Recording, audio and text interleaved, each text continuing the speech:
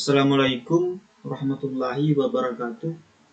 Perkenalkan, nama saya Gunawan dengan NIM 23650205. Di sini saya akan mereview pertemuan ketiga, yaitu latar belakang dan landasan UU ITE. Membahas dasar lahirnya UU ITE, pengertian dan ruang lingkup hukum cyber, pentingnya regulasi di era digital. Hukum cyber mengatur aktivitas dan transaksi di ruang digital, mencangkup tanda tangan elektronik, haki digital, bertujuan memberikan kepastian dan perlindungan hukum. Sejarah dan perkembangan UU ITE. Para regulasi hingga era reformasi, UU ITE lahir di tahun 2008 dan direvisi 2016, menjawab tantangan kejahatan dan transaksi digital.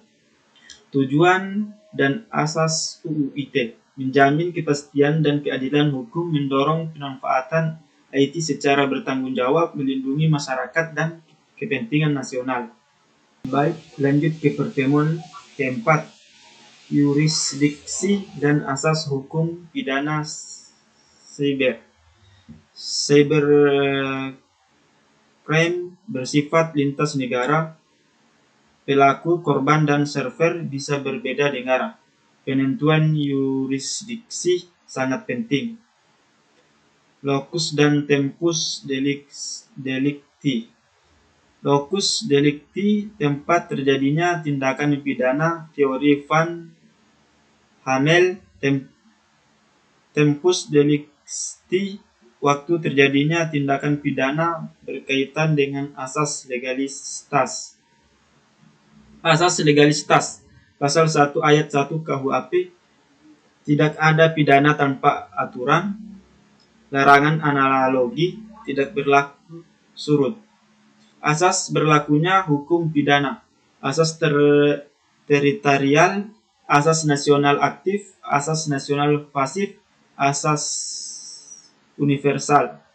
Lanjut ke pertemuan kelima, jenis-jenis kejahatan teknologi informasi, yaitu membahas konsep dan jenis kejahatan IT,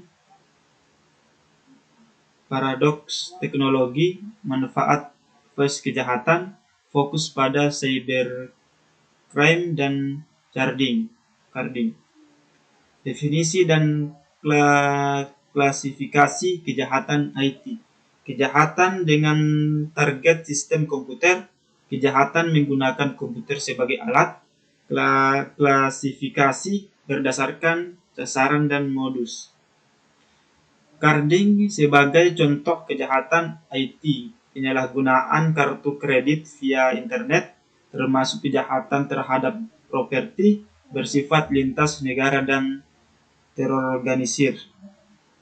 Dampak dan pencegahan kejahatan IT, kerugian finansial dan reputasi, ancaman kepercayaan sistem digital, pencegahan melalui teknologi, edukasi, dan regulasi. Baik, lanjut ke pertemuan ke-6, mekanisme pembuktian perkara cybercrime.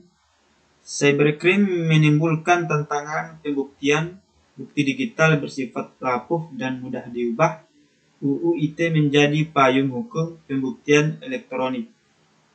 Sistem pembuktian pidana, tujuan menemukan kebenaran material. Sistem negatif lead stelsel, pasal 183 KUHP. Hakim memutuskan berdasarkan alat bukti sah dan keyakinan. Alat bukti elektronik, pasal 5 UU ITE, dokumen elektronik, alat bukti sah, perluasan alat bukti hukum acara pidana harus memenuhi syarat formil dan materi.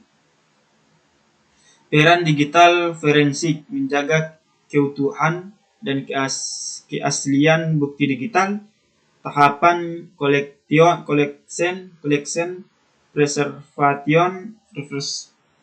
preservation, analisis, presentasi. Kesalahan forensik dapat menggugurkan bukti. Baik, lanjut ke pertemuan ke-7, keabsahan alat bukti elektronik.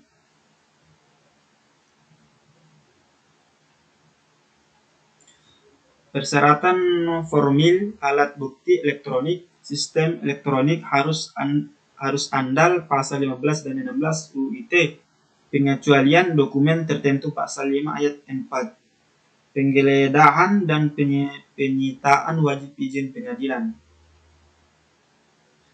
Digital forensik. Menjaga integritas dan keaslian bukti digital wajib terdokumentasi asfol sebagai sidik jari digital. Presentasi bukti elektronik di persidangan. Gunakan bentuk asli atau hasil cetak sesuai kebutuhan. Sederhanakan penjelasan teknis untuk hakim. Hindari kesalahan umum seperti jargon berlebihan.